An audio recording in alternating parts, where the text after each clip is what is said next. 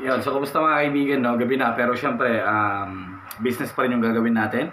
At ngayon pupunta tayo sa printing shop kung saan tayo ay naki-partner, no? Para sa tarp printing, para sa kampanya, no? At samahan nyo ako mga kaibigan, tinignan natin yung mga layout natin na pina-print natin sa kay Bossing. Ongoing daw yung pagpiprint niya, tapos instructan na rin natin siya para sa mga t-shirts na ipapatak pa natin. Komisyon mga kaibigan, komisyon ang kita natin dito. Let's go!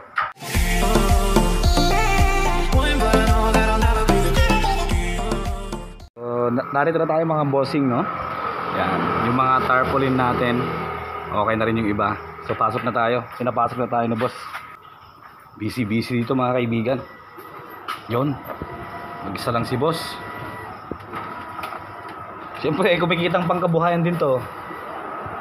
Ayos. Ito na yung mga tarp natin mga kaibigan. Saktong sakto.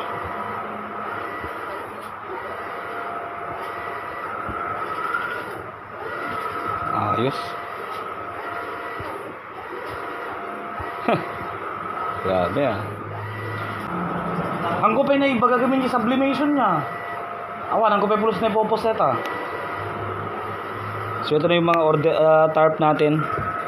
Print na ni boss. Ay, kasi dahil, nabasa na ka? Shit. Ignorante. Mga kaibigan, ignorante bro.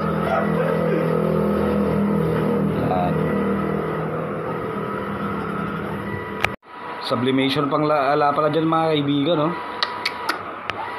Iba. Bagay na hindi tayo magkakaroon kahit kailan. Komisyon lang boy, komisyon. Pero na.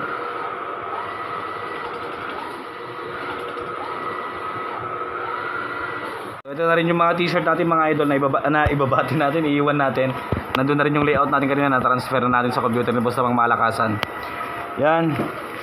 So, okay na instructions. Si boss na bahala dyan mga kaibigan.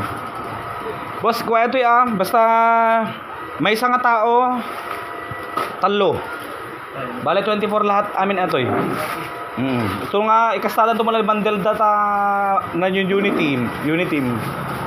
May festival. Yellow, green, gray. Ang gawin pa rin, sipag.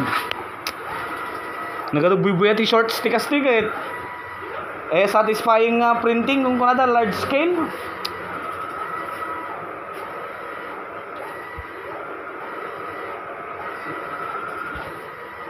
Grabe na.